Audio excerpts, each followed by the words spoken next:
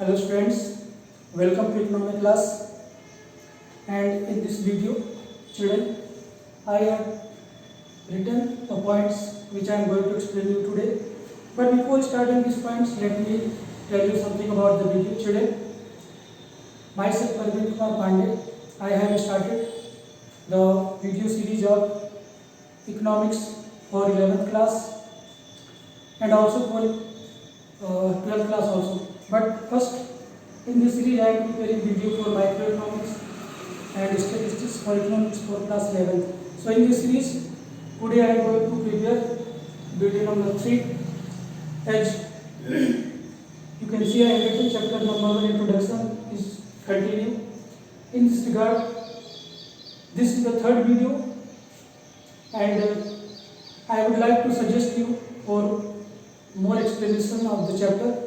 You need to watch the previous video which has been already uploaded on my YouTube channel by the name of Economic Class. Today we are going to, I will explain you production possibility curve. Children, production possibility curve is a graphical representation of production possibilities of two goods that can be produced with the given resources and given technology. As we know that resources are limited, or we can say resources are scarce, and scarce resources can be put to use in production of different goods. But the question is that what are the possibilities of production of two goods with the given resources and with the given technology? Because with the given resources and technology we cannot produce all the goods in equal amount whatever we want. So we have to decide what kind of and how much the goods must be produced with the given resources and given technology. So children, this is the production possibility curve. In short, we can call it PPC. It is known by other name also, like production possibility frontier, production possibility boundary, right? Or production possibility transformation. So here, before proceeding further in production possibility curve, today we have some assumptions, because assumptions are some situation which keep fixed, because if you will not keep the situation fixed, the production possibility curve cannot be done. So in short, children, we can say production possibility is the graphical representation, or we can say production possibility curve is the curve which shows various combination of production of two goods with the given resources and given technology. There are some assumptions. First assumption is resources are fixed. It means, children, whatever resources are given there, it must be fixed. It means if we have given 100 lakh rupees, so we have to use only 100 lakh. It must not be decreased or increased. 100 से 150 नहीं होगा and 100 से 90 भी नहीं होगा. It must be fixed. Second assumption is unchanged technology. Whatever technology is there, technology neither be upgraded nor must be degraded. Next is fully employed resources. जो हमारे resources चलिए, it must be fully employed. अगर हमारे पास 100 labour available हैं, तो हमें 100 labour को employ करना है. जितने भी लेबर अवेलेबल हैं उन सभी को एम्प्लॉय करना है. ऐसा नहीं करना है कि हम 90 को एम्प्लॉय कर रहे हैं और 10 हमारे बच गए, तो जो 10 हैं ये अनयूटिलाइज रह जाएंगे, right.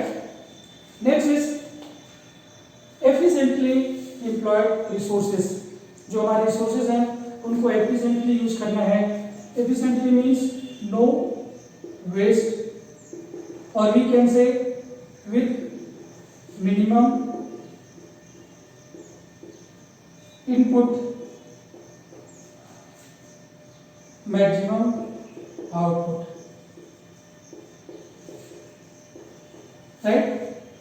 We have to use the resources in such a manner with minimum input we can obtain maximum output and it is only possible when we use our scarce resources fully and efficiently without wasting them.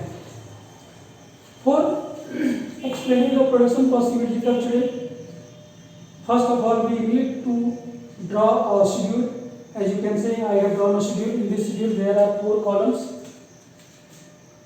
first, second, third and fourth. In first column I have written combination, so we have different combinations of production of 2 goods.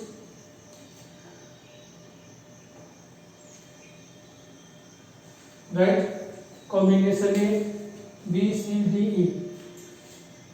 So we are producing 2 goods. हम 2 goods का production करेंगे. यहाँ पर मैंने 2 goods लिखा है, wheat and cloth. और ये है marginal rate of transformation and marginal opportunity cost.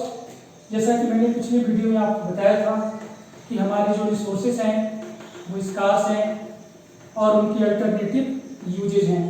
तो हम अगर किसी एक कमोडिटी के प्रोडक्शन को इंक्रीज करेंगे तो दूसरे कमोडिटी के प्रोडक्शन को हमें डिक्रीज करना पड़ेगा, क्योंकि रिसोर्सेज जो है लिमिटेड हैं और उनके डिफरेंट यूजेज हैं. तो जब एक का रिसोर्स, एक कमोडिटी का प्रोडक्शन का इंक्रीज करना पड़ेगा, दूसरे को हमें डिक्रीज करना पड़ेगा. इसी को हमें मल्टी कहते हैं. आप देखिए लॉस अपॉन गेन. तो चलिए first we see that combination A. In combination A wheat का प्रोडक्शन, व्हीट प्रोडक्शन 0, मतलब व्हीट का प्रोडक्शन हम बिल्कुल भी नहीं कर रहे हैं. एंड क्लॉथ का प्रोडक्शन हम कर रहे हैं 10. चलिए आप कोई भी यूनिट इसमें से ले सकते हो. 10 यूनिट हम क्लॉथ का प्रोडक्शन कर रहे हैं. अब हमें यहाँ पर व्हीट का प्रोडक्शन 1 यूनिट इंक्रीज करना है. तो यहाँ पर आप देख सकते हो कि क्लॉथ का प्रोडक्शन 1 यूनिट कम हो गया है. जब मैंने एक और यूनिट व्हीट का प्रोडक्शन 2 यूनिट किया तो हमें यहाँ पर क्लॉथ के प्रोडक्शन को 2 यूनिट कम करना पड़ेगा. जब हमने व्हीट का प्रोडक्शन 3 यूनिट किया, एक और यूनिट इंक्रीज कर दिया, तो यहाँ पर आप देखिए यहाँ पे 3 इंक्रीज हुआ तो यहाँ पर 3 कम हो गया. फिर हमने जब व्हीट के प्रोडक्शन 4 यूनिट किया तो यहाँ पर 4 यूनिट कम हो गया. तो चलिए यहाँ पर देख सकते हैं कि जब ये इंक्रीजिंग जो रेट है वो 1 यूनिट से इंक्रीज हो रहा है. ठीक है, पहले व्हीट का प्रोडक्शन 0 था, फिर 1 यूनिट इंक्रीज किया तो ये 1 इंक्रीज हो, फिर 1 से 2 पर आए 1 यूनिट और इंक्रीज हो गया. ठीक है, 2 से 3 पर आए 1 यूनिट और इंक्रीज हो गया. 3 से 4 में आए 1 यूनिट और इंक्रीज हो गया. तो ये तो इंक्रीजिंग रेट है जो 1 से इंक्रीज होगा. ठीक है, इंक्रीजिंग रेट्स हमेशा 1 से हम इसमें रखेंगे. एंड जो क्लॉथ का प्रोडक्शन है वो देखिए, पहले जब हमने सारे रिसोर्सेज को यूज करके क्लॉथ का प्रोडक्शन किया तो हम 10 यूनिट क्लॉथ का प्रोडक्शन कर रहे हैं और व्हीट का प्रोडक्शन बिल्कुल 0 है. व्हीट का प्रोडक्शन 1 यूनिट इंक्रीज करने के लिए हमें क्लॉथ का प्रोडक्शन 1 यूनिट कम करना पड़ा.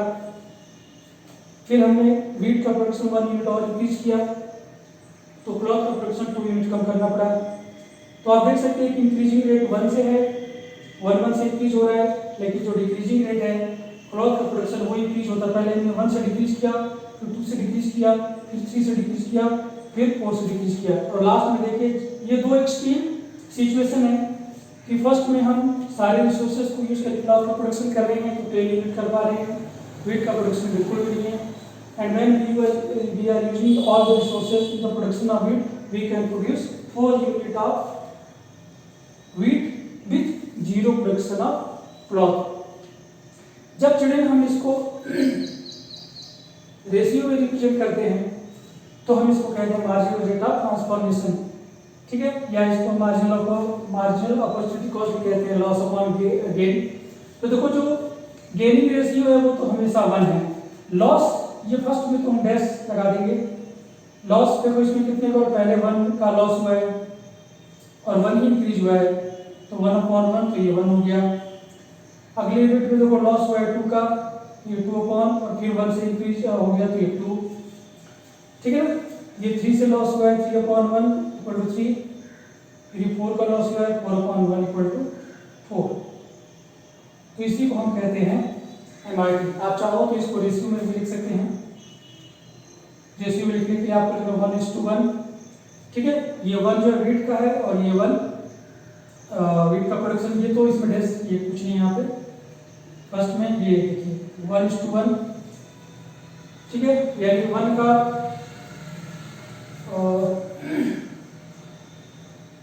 वीट का 1 यूनिट प्रोडक्शन करने के लिए हमने क्लॉथ का यूनिट को डिक्रीज किया। फिर वीट का प्रोडक्शन 1 इंक्रीज करने के लिए 2, फिर 1 इंक्रीज करने के लिए 3, फिर 1 इंक्रीज करने के लिए 4। तो यह दोनों में से किसी भी तरीके से लिख सकते हैं। जब इस शेड्यूल को हम एक ग्राफ रिप्रेजेंट करेंगे चिल्ड्रन, तो बन जाएगा हमारा production possibility curve. Vertical line represent y axis, horizontal line represent x axis, point of origin यहाँ पर हम रिप्रेजेंट करेंगे वीट को, y एक्सिस में हम रिप्रेजेंट करेंगे क्लॉथ को। ये 1, 2, 3, 4 एंड 5, ये हम यहाँ रिप्रेजेंट करें 10, 8, 6, 4, 2, 0। So x axis children and y axis. हम y एक्सिस पे चिल्ड्रन रिप्रेजेंट करेंगे क्लॉथ की प्रोडक्शन को। तो क्लॉथ का प्रोडक्शन 10 है, हम इस पॉइंट को रिप्रेजेंट करेंगे। पहला जो हमारा ऑप्शन था 0,1, तो क्लॉथ का प्रोडक्शन 10, तो ये 10 पर आ गया, और क्लॉथ का प्रोडक्शन 0 है, तो ये पॉइंट आएगा यहाँ पर, ये हो गया हमारा पॉइंट A। फिर सेकंड है, हमने क्लॉथ के प्रोडक्शन को, वीट के प्रोडक्शन को 1 यूनिट इंक्रीज किया है, तो इसके 1 यूनिट इसका कम हो गया है, तो ये पॉइंट कुछ यहाँ पर आएगा, ठीक है। ऐसे चिल्ड्रन जब हम डिफरेंट कॉम्बिनेशन को यहाँ पर रिप्रेजेंट करेंगे तो ये कुछ इस तरीके का सिचुएशन बनेगा, ठीक है। ये जो है प्रोडक्शन हमारा, ये वाला कॉम्बिनेशन है बी वाला, कि जब हम सारे रिसोर्सेज को यूज कर लिया और वीट का प्रोडक्शन किया तो 4 यूनिट हम कर पा रहे हैं। तो इनके बीच में इस तरीके से जब सारे पॉइंट को जोड़ेंगे तो इस तरीके से कर्व बनेगा। This curve is known as production possibility curve. और इस प्रोडक्शन पॉसिबिलिटी कर्व का जो शेप होता है वो डाउनवर्ड स्लोपिंग होता है, ठीक है। आप देख सकते हैं डाउनवर्ड हो रहा है, ये ऊपर से नीचे की तरफ आ रहा है। और ओरिजिन से अगर आप देखेंगे तो इसका आपको एक केव की तरह दिखाई पड़ेगा, कॉन्केव शेप होता है इसका। इसी को हम कहते हैं production possibility curve. Production possibility curve की चलिए कुछ कैरेक्टरिस्टिक्स हैं, as you can see it is written on the board. First, production possibility curve slope downward, PPC। ये डाउनवर्ड स्लोपिंग क्यों है? तो इसका रीजन यही चले कि हमारे जो रिसोर्सेज हैं, given resources are limited, right, and they are not equally efficient. जो हमारे रिसोर्सेज हैं वो लिमिटेड हैं और वो इक्वली एफिशिएंट नहीं है। कहने का मतलब ये है कि गिवन रिसोर्सेज से हम दोनों कमोडिटी का प्रोडक्शन इक्वली इंक्रीज नहीं कर सकते हैं, क्योंकि रिसोर्सेज इक्वली एफिशिएंट नहीं है। तो जब हमें किसी एक गुड के प्रोडक्शन को इंक्रीज करना होता है तो दूसरे गुड्स का प्रोडक्शन जो है ज़्यादा से ज़्यादा हमें डिक्रीज करना पड़ता है। कहने का मतलब है कि मार्जिनल अपॉर्चुनिटी कॉस्ट जो हमने आपको प्रीवियस वीडियो में बताया था वो इंक्रीजिंग है, ठीक है ना। तो इसीलिए इसका से डाउनवर्ड स्लोपिंग कर्व है। PPC is concave to the origin. इसका से कॉनकेव क्यों होता है चिल्ड्रन? कॉनकेव होने का वही मतलब है चिल्ड्रन जो मैंने अभी आपको बताया कि हमारे जो रिसोर्सेज है वो एफिशिएंट नहीं है। तो जब रिसोर्सेज को किसी एक कमोडिटी के प्रोडक्शन से हम उसको निकाल कर दूसरे में यूज करते हैं तो उतना एफिशिएंट प्रोडक्शन हमें नहीं दे पाता है, उसका प्रोडक्शन लगातार कम होता जाता है, उधर सेक्रीफाइस का रेट इंक्रीज होता जाता है। और इंक्रीजिंग रेट आपने देखा जैसे मैंने बताया कि 1 यूनिट ही इंक्रीज होता है। तो इसकी ये 2 रीजन थे children. So that's all for this video children. अगले वीडियो फिर से मिलेंगे नेक्स्ट पॉइंट के साथ। तब तक आप इस वीडियो को और पिछले जो 2 वीडियो दोनों को वॉच करते रहिए। अगर आपको ये वीडियो अच्छा लगे तो इसको लाइक करिए, सब्सक्राइब करिए ताकि आपको आगे आने वाले वीडियो टाइम से मिलते रहें। So till then, take care. God bless you. Thank you for watching this video.